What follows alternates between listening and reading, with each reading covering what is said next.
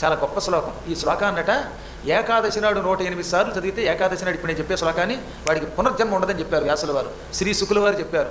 దీన్నే భక్త జయదేవుడు చెప్పాడు. ఇప్పుడు చెప్పిన శ్లోకం అంత గొప్ప మంత్ర శ్లోకం.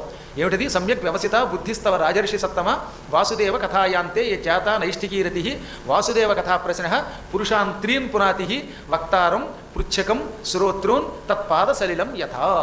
ఇది అంత గొప్ప శ్లోకాలు. అంటే దీని అంతరార్థం ఏమిటో చెప్తా వినండి. ఇప్పుడు నీవు వాసుదేవుడి కథలు వినాలనుకున్నావు.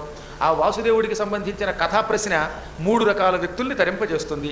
ఆ ముగ్గురు ఎవరు అంటే వక్తారం, ఉపన్యాసం చెప్పేవాడు. మనస్సుని ఆనందంగా చేసుకుని ఆ వాసుదేవుడి కథల మీద ఆనందాన్ని పూర్తిగా అనుభవిస్తూ చెప్పేటటువంటి వక్త వాడు వైకుంఠాన్ని కడతాడు. రెండోది పృచ్ఛకం. అప్పుడప్పుడు వీటిలో కొన్ని అనుమానాలు ఉంటాయి. ఆ అనుమానాలు కథ అయ్యాక బయటికి వెళ్ళాక ఏమండి నాకు భాగవతంలో ఈ అనుమానం వచ్చింది అని తీర్చుకునేవాడు. మళ్ళీ మధ్యలో అడగకూడదు, అడిగితే వెళ్ళి నరకానికి పోతారట.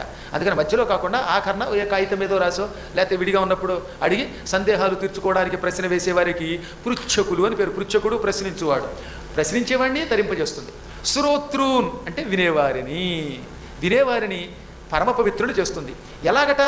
అందుకే ఈ శ్లోకం గొప్పది. తత్పాదసలీలం యథ. తత్పాదసలీలం ఆయన పాదాల నుంచి పుట్టిన నీరు. ఇంతకీ విష్ణు పాదాల నుండి ఏం పుట్టింది? గంగ. గంగా నది ఎంత పవిత్రమైనదో భాగవత కథ అంతకంటే పవిత్రమైనది.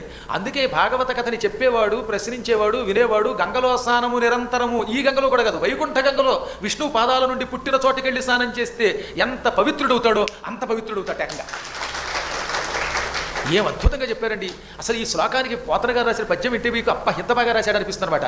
విష్ణు కథారతుడగునరు విష్ణు కథలు చెప్పునరుని వినుచుండునరున్ విష్ణు కథ సంప్రశ్నము విష్ణుపదీ జలము భంగి విమలుల జేయున్.